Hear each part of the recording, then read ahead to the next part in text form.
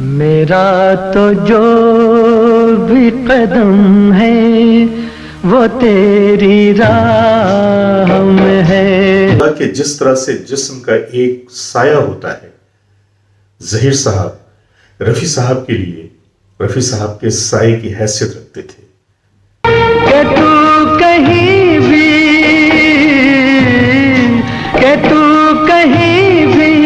रहे।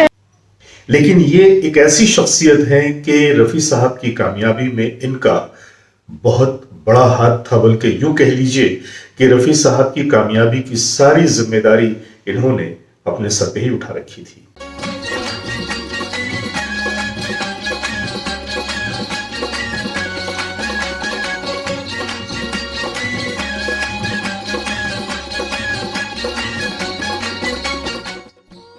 Great legends के आज के इस एपिसोड में मैं जावेद नसीम अपने सभी देखने वालों की खिदमत में अपना आदाब, सलाम, नमस्कार और सत श्री अकाल पेश करता हूं। और आज मैं एक ऐसी शख्सियत के बारे में बात करने जा रहा हूं जिनके बारे में या तो चर्चा ही नहीं हुई या अगर हुई भी है तो बहुत ही कम हुई है। लेकिन ये एक ऐसी शख्सियत है कि रफ़ी साहब की कामयाबी में इनका बहुत बड़ा हाथ था, बल्कि यूं कह लीजिए कि रफ़ी साहब की कामयाबी की सारी जिम्मेदारी इन्होंने अपने सर पे ही उठा रखी थी। मैं जिक्र कर रहा हूं जनाब ज़हीर बारी साहब का। ज़हीर बारी साहब जो रफ़ी साहब के न सिर्फ ये कि बिरादर निस्बती थे, बल्कि उनके सेक्रेटरी भी थे, उनके दोस्त भी थे, उनके मुशीर भी थे। और अगर ये कहें तो बिल्कुल गलत नहीं होगा कि जिस तरह से जिस्म का एक साया होता है, ज़हीर साहब रफ़ी साहब के लिए रफ़ी साहब के साये की हैसियत रखते थे। कि तू कहीं भी। ये जो रिश्ता था इनका, इस रिश्ते की गहराई को समझना यह बड़ा ही मुश्किल है। और यूं समझ लीजिए कि एक बात कही जाती है कि अगर हम किसी से मोहब्बत करें तो या तो ये कि उसे अपना बना लें, या फिर सर से लेकर पांव तक हम उसके हो जाएं जिससे हम साँझ सवेरे। और वो मोहब्बत की इंतहा होती है कि जब कोई शख्स अपनी चाहत में, अपनी मोहब्बत में खुद को फना कर देता है और खुद को फना करने के बाद ही उसे अपनी मंजिल मिलती है, या वो ऊपर वाले की राह में हो या वो किसी इंसान की राह में हो। भी तू दर्स भी तू नैन भी तू। क्योंकि मोहब्बत नाम है फना का, और इस बात को साबित किया ज़हीर साहब ने। ज़हीर साहब ने रफ़ी साहब की जिंदगी में एक ऐसा मकाम हासिल किया था कि यूं कह लीजिए कि रफ़ी साहब को हर कदम पे ज़हीर साहब की ही जरूरत पड़ती थी। और अगर ज़हीर साहब ना होते तो रफ़ी साहब को लगता था कि जैसे वो किसी अनजान से सफर पे हैं, एक अनजान से रास्ते पे हैं जहां कोई उन्हें रास्ता दिखाने वाला नहीं। कि तू कहीं भी रहे तू मेरी निगाह में है। क्योंकि रफ़ी साहब के तमाम मामलात को ज़हीर साहब ही संभाला करते थे। वो डेट देने की बात हो, शूटिंग पर जाने की बात हो, पेमेंट लेने की बात हो, या इस तरह की जो भी चीजें थी जो उनके रफ़ी साहब के कैरियर से या उनकी गायकी से मुताल्लिक थी, उन तमाम चीजों की देख रेख, देखभाल ज़हीर साहब क्या करते थे। और आज जब हम बातें कर रहे हैं ज़हीर साहब की, तो दो बातों का जिक्र करना बहुत जरूरी है। पहली बात तो यह कि ज़हीर साहब की हैंड राइटिंग बहुत खूबसूरत थी। वो जब लिखते थे तो यूं लगता था कि वो किताबत कर रहे हैं। और इस चीज का भी फायदा रफ़ी साहब को इस तरह से पहुंचा कि जब रफ़ी साहब किसी नए गाने की रिहर्सल में लगे रहते थे तो उन गानों को ज़हीर साहब अपनी हैंड राइटिंग में रफ़ी साहब की डायरी में उतार लिया करते थे। उनकी राइटिंग के कुछ नमूने नेट पे भी मौजूद हैं। रफ़ी साहब की डायरी के वो सफ़ात जिन पे ज़हीर साहब की खूबसूरत राइटिंग दिखने को मिल जाती है। और दूसरी बात यह कि संगीत के सागर में जो शख्स सारा दिन होते लगाता रहता हो, वो संगीत से, मौसीकी से दूर कैसे रह सकता है? तो यही हालत जहीर साहब की भी थी। गर्चे वो कहने को रफ़ी साहब के साथ उनकी देखभाल में लगे रहते थे, उनके सेक्रेटरी का काम करते थे, लेकिन उसके बावजूद उनके अंदर मौसीकी का भी एक बड़ा ही खूबसूरत शौक था। अक्सर बेशतर यह भी होता था कि जहीर साहब थोड़े से खफा से भी हो जाते थे, क्योंकि रफ़ी साहब की सादगी कभी कभी उनके लिए बड़ी परेशान कुन हो जाती थी। और अक्सर बेशतर ऐसा होता था कि रफ़ी साहब अपनी सादगी में कुछ ऐसे भी डील कर लेते थे या कुछ ऐसे लोगों को जबान देते थे जो बाद में एक परेशानी का सबब बन जाता था। और ऐसे मौकों पे जहीर साहब हमेशा उनसे यही कहते कि आप ये सारी चीजें, ये सारे मामलात मुझ पे छोड़ दीजिए, क्योंकि जहीर साहब नहीं चाहते थे कि रफ़ी साहब की सादगी का या उनकी शराफत का लोग नाजायज फायदा उठाएं या गलत इस्तेमाल करें। और सच्ची बात यह भी है कि जितने म्यूजिक डायरेक्टर्स थे उनमें बेशतर जो रफ़ी साहब की पेमेंट के बारे में थोड़े से इधर उधर होते थे या थोड़ी सी आनाकानी करते थे, उन्हें जहीर साहब बिल्कुल साइज अप कर देते थे। और रफ़ी साहब का तो ये था कि वो कहते थे कि भाई देखो, मुझे सिर्फ गायकी से मतलब है और बकिया चीजों से मुझे कोई मतलब नहीं, क्या लेना है, क्या देना है, किसे डेट देनी है, बस मुझे इन चक्करों में मत डालो। आप है ना, आप देख लीजिए। कभी कभी नोकझोंक भी हो जाती थी दोनों में, जब रफ़ी साहब किसी बात के लिए कहते थे और जहीर साहब कहते थे कि देखिए ये करना आपके लिए दुरुस्त नहीं है, और रफ़ी साहब दरगुजर करने वाले हंसते, जाने दो, कर लेते, क्या फर्क पड़ेगा। ये जो उनका रवैया था, इस रवैये से कभी कभी जहीर साहब चिढ़ जाते थे। अब जैसे मिसाल के तौर पे मैं आपको एक वाकया बताऊं कि हाथी मेरे साथी के उस गाने की रिकॉर्डिंग हो रही थी, जिस गाने का आपको पता है कि इस गाने के पीछे भी एक कहानी छुपी है। नफरत की दुनिया को छोड़कर नफरत की प्यार की दुनिया में खुश रहना मेरे यार। दुनिया को छोड़ के किशोर कुमार जी को यह गाना गाना था, क्योंकि वो दौर था किशोर कुमार का, और सारे के सारे म्यूजिक डायरेक्टर लाइन लगाकर किशोर कुमार साहब के दरवाजे पे खड़े थे। जितने भी फिल्मों में गाने आ रहे थे वो बेशतर गाने किशोर कुमार साहब गा रहे थे। तो ऐसे में राजेश खन्ना की फिल्म, जो कि उस वक्त सुपरस्टार थे, उनकी फिल्म में किशोर कुमार साहब के सिवा कोई और गाना कैसे गा सकता था। लेकिन बहरहाल कुदरत का करना कुछ ऐसा हुआ कि किशोर कुमार साहब ने कहा कि ये गाना आप रफ़ी साहब से गवा लें, क्योंकि इस गाने में जिस तरह की कंपोजिशन है, मुझे ऐसा लगता है कि शायद मैं उन कंपोजिशन के साथ इंसाफ नहीं कर सकूंगा। किशोर कुमार साहब ने भी अपनी बड़ाई का सबूत दिया और उन्होंने बहुत ही साफ दिल से यह इकरार कर लिया कि यह गाना रफ़ी साहब के लिए है। लक्ष्मीकांत प्यारेलाल जी ने जब उन्हें कांटेक्ट किया जहीर साहब को कि भाई हम ये गाना गवाना चाहते हैं रफ़ी साहब से, तो रफ़ी साहब ने तो हाँ कर दिया और जहीर साहब से कहा कि भाई आप इन्हें डेट दे दीजिए। जहीर साहब ने थोड़ी सी आनाकानी की और उसके बाद कहा कि ठीक है, मैं इन्हें डेट दे दूंगा। जब वो लोग चले गए तो जहीर साहब थोड़े नाराज हो गए कि उस फिल्म में सारे गाने किशोर कुमार गा रहे हैं और आपको सेकंड प्रायोरिटी दी गई है।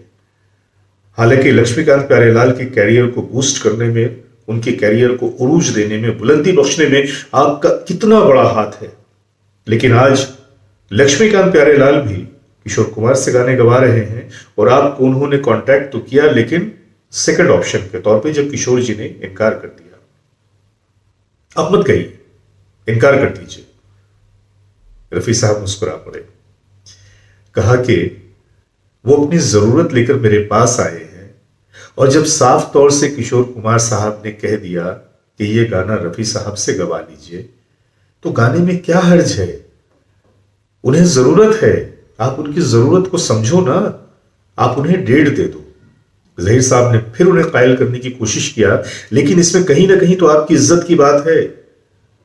तो उन्होंने कहा, इज्जत और जिल्लत तो खुदा के हाथ में है, मेरा काम गाना गाना है, मैं सिर्फ गाने को देखता हूं, किसने क्या किया नहीं किया इन बातों में मत पड़ो, उन्हें डेट दे दो। मजबूर होकर जहीर साहब को डेट देना पड़ा। लेकिन जहीर साहब इस बात को लेकर कई दिन तक मुंह फुलाए घूमते रहे कि आपने उन लोगों को भी जो है वो सर पे चढ़ा रखा है जो आपको इज्जत नहीं देते, क्योंकि उन्हें ये बात बहुत खुद खलती थी, बहुत उन्हें तकलीफ होती थी। रफी साहब तो मासूम से आदमी, सीधे साधे आदमी, दुनिया के छल कपट से बहुत दूर। हालांकि ऐसा नहीं कि वो समझते नहीं थे, समझते थे सब कुछ, देखते थे सब कुछ, लेकिन उनकी फितरत में एक दरगुजर करने वाली कैफियत थी। वो बड़ी से बड़ी बात को भी एक मुस्कुराहट के साथ दरगुजर कर देते थे। लेकिन जहीर साहब, उनकी मौजूदगी रफी साहब को ऐसे बहुत सारे झमेलों से बचा लेती थी। एक बार ऐसा भी हुआ कि जहीर साहब कहीं गए हुए थे शहर से बाहर और एक रिकॉर्डिंग पड़ गई, तो रफी साहब उस रिकॉर्डिंग में चले गए। रिकॉर्डिंग करने के बाद जब वापस आए तो लिफाफ जो उन्हें मुआवजे के तौर पे मिला था, जब उन्होंने खोलकर देखा तो देखा, अरे ये क्या, जो रकम तय हुई थी उस रकम से आधी रकम लिफाफ में मौजूद है। तो उनके साहबजादे ने कहा कि अब्बा ये तो गलत बात है, सामने वाले ने तो गलत किया आपके साथ, जो रकम तय हुई थी उससे आधी रकम उन्होंने दी है।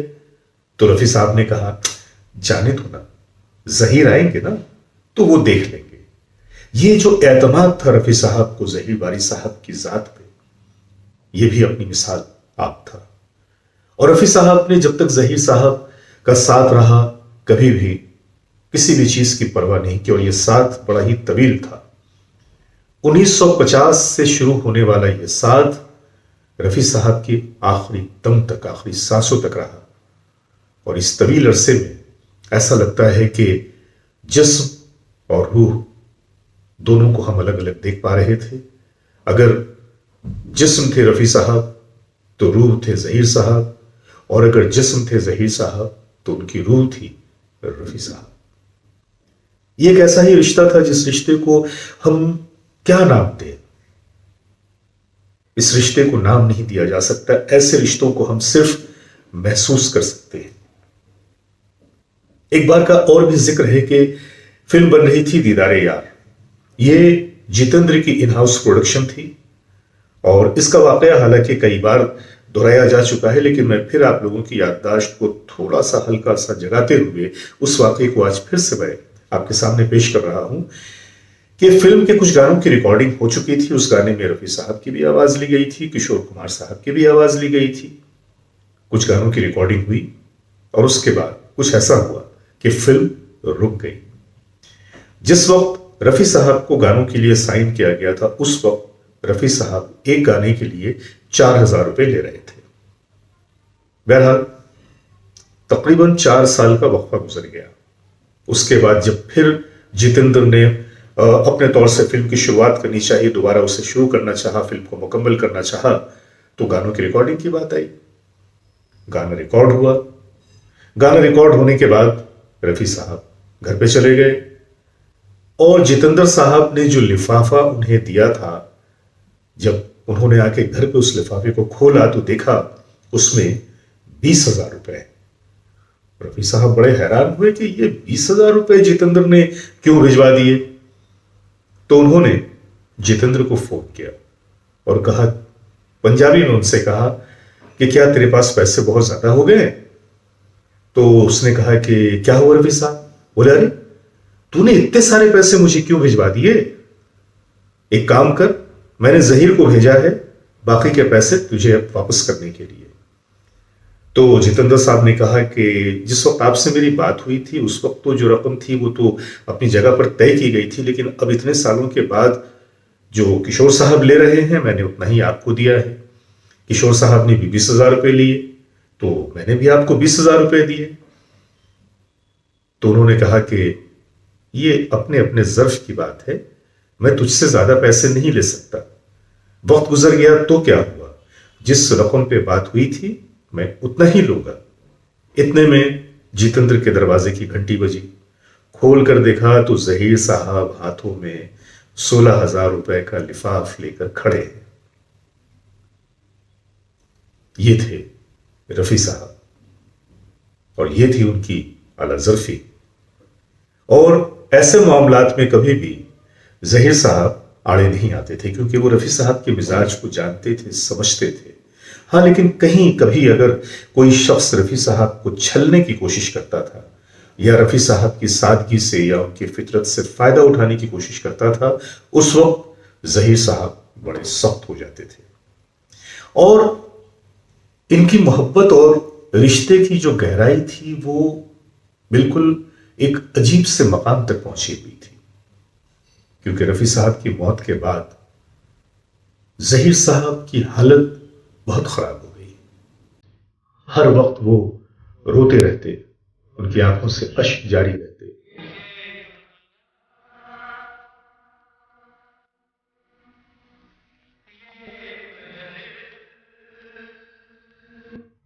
वो शख्स जो बड़ा ही हंसमुख था, जो घर में बैठता तो एक कहकहा जार बिखेर देता। वो अपनी बातों से, अपनी लतीफ़ों से, और उनको हंसने की बड़ी आदत थी, बड़े जोर जोर से वो कहकहे लगाते थे, तो उनके दम से माहौल में बड़ी रंगीनी रहती थी। लेकिन रफ़ी साहब के बाद वो शख्स जैसे हंसना भूल गया, चेहरे की सारी खुशी जैसे मांद पड़ गई, चेहरे के सारे रंग जैसे गायब हो गए, और बस एक दुख का रंग उनके चेहरे पे नजर आने लगा। तेरे बिन सुने नैन हमारे। और ये दुख का रंग बढ़ता गया, उनकी तकलीफ बढ़ती चली गई, और रफ़ी साहब के जाने के 1 साल के अंदर ही ज़हीर साहब ने भी यहां से हम लोगों को अलविदा कह दिया। ऐसा लगता था कि रफ़ी साहब के जाने के बाद उनकी जिंदगी बिल्कुल बेमानी हो गई है, उनकी जिंदगी का मकसद खत्म हो गया है। जीकर क्या करे जब रफ़ी साहब नहीं रहे। हमको भुलाने का कोई बहाना ना मिला। ये कुछ ऐसा था उनका, और शायद इसी सोच में गिरफ्तार वो इस हद तक डूब चुके थे कि उन्होंने इस दुनिया को खैरबाद कह दिया। कैसे न जाऊं मैं, मुझको बुलाता है कोई। कहां मिलती है ऐसी मोहब्बत, कहां मिलता है वफा का ये सबूत, कहां मिलते हैं ऐसे लोग। और जब रफ़ी साहब के साथ, रफ़ी साहब के पुश्त पर ज़हीर साहब तो मौजूद थे, तो रफ़ी साहब को तो कभी कुछ सोचने की जरूरत ही नहीं पड़ी। लेकिन रफ़ी साहब का ना होना ज़हीर साहब को भी हमसे जुदा कर गया। हम अक्सर बातें करते हैं मौसीकारों की, गुलकारों की, फिल्मी दुनिया में हुए कुछ वाकयात की, लेकिन अब तक ये गोशा किसी ने नहीं उभारा था। मैंने सोचा कि आज क्यों ना मैं आज का ये प्रोग्राम खराज अक़ीदत के तौर पे ज़हीर बारी साहब की नज़र करूं, वो ज़हीर बारी साहब जिनका रफ़ी साहब की कामयाबी में बहुत बड़ा हिस्सा था। तो आज की मुलाकात यहीं तक, मिलते हैं फिर किसी अगली कहानी के साथ।